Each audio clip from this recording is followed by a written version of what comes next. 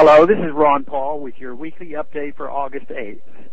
The Super Congress created by the recent debt ceiling increase deal is a typical example of something nefarious attached to a bigger bill that is rushed through Congress without giving members ample opportunity to consider its full ramifications.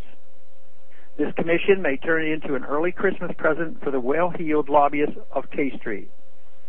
This is because the Commission presents a huge opportunity for lobbying firms to sneak their clients' pet project and issues into whatever legislation is created by the Commission.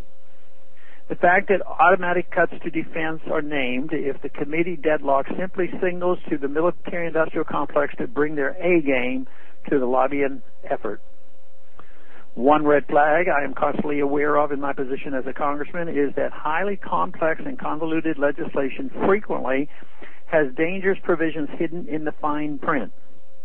Elaborate legislative packages force lawmakers to take the bad with the good, and often if they refuse, they are accused of voting against the positive provision, never mind the blatant constitutional violations in the bill, the spending, the waste, and the unchecked expansion of government. I don't usually have to read too much of a bill like that before encountering something unconstitutional or simply unwise. Then I have to vote no. That doesn't seem to be the case with the majority of legislators, unfortunately.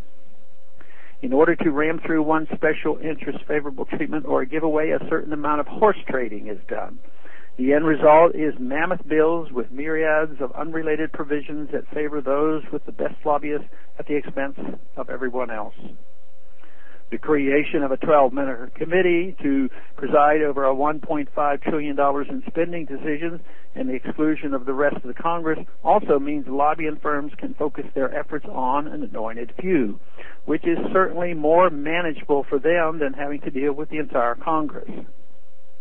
Every cut considered will, of course, have a recipient on the other end whose livelihood is being threatened. The probable outcome is that any cuts realized will be more a function of lobbying prowess than the merits or demerits of the actual programs on the chopping block. Make no mistake, I am enthusiastically for cutting government spending. The goal should be to eventually reduce government down to the size and scope of its constitutional limitations. However, the process of getting there must also be constitutional.